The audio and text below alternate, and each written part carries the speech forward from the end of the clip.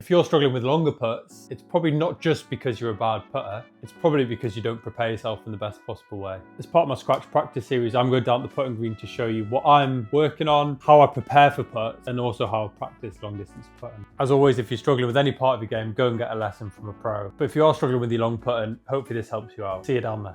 I'm going to start off, if you and me have made the green, we've got a long putt, what's the process you and me can practice to give ourselves the best possible chance of making a great putt? So we've got a long 40-foot putt. We're going to start with assessing what the putt looks like. So I'm always going to try and walk around the hole. It's one thing I'm really terrible at doing. I don't do it enough. But when I do it, it really makes a huge difference. What specifically we're looking at here? We're looking at the different angles and slopes of the green mainly. That's the first thing. So what am I specifically looking for? I'm looking for a tiny spot about 1.5 foot outside the hole where I think a straight putt will be. What do I mean by a straight putt? Well, after calculating all the information about the slope from the start of the ball to the end of the hole, I'm trying to find out where, if I put it straight, the slope will take the ball into the middle of the hole. So now I've got my specific target point. What's my setup? So for me personally, I like lining my ball up. Why? Because one of the things I'm working on, as you'll see in a second, is my alignment. Both my ball position just being inside the left foot, but also my direction to my target point. And this just helps with the direction of my putting stroke going straight back, straight through. Next is width of stance, where I'm going to stand slightly wider, a longer putt, and I'm going to stand slightly narrower for a shorter putt. Next is the feeling of tucking my arms into my torso, so I'm feeling really well connected in my upper body. Then I'm going to try and make sure my eyes are directly over the ball or just slightly behind, giving myself a good angle to look at the putt I want to make. So here I'm just going to show my alignment issues, where I think I'm setting up straight to my target line, but I'm actually not, with my back foot too far back. I'm having to really work on setting up on that line, and I have stuck an alignment stick down before, which can help. So let's go through that again. So I've already taken in all the information from the green by going round, and I'm going up and I'm lining the ball up to my specific spot, about 1.5 foot behind the hole.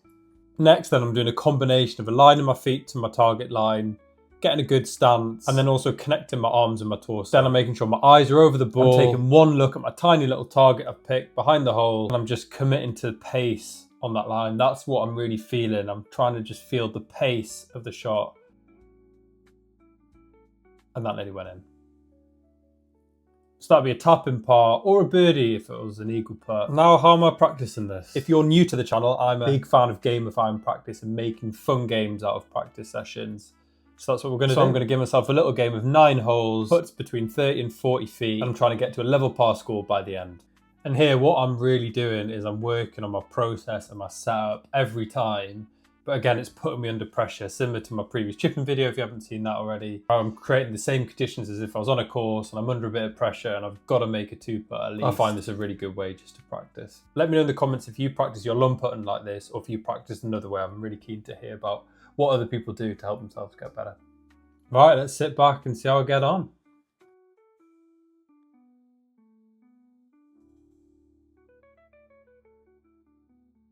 Level par, good start.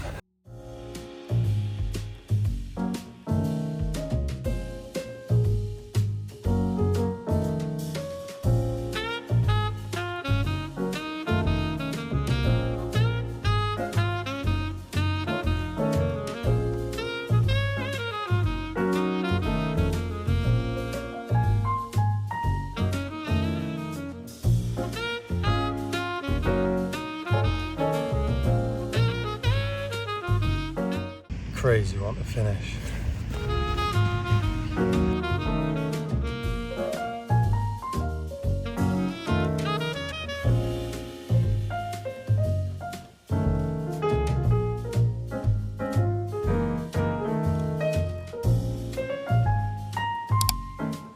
That was pretty good.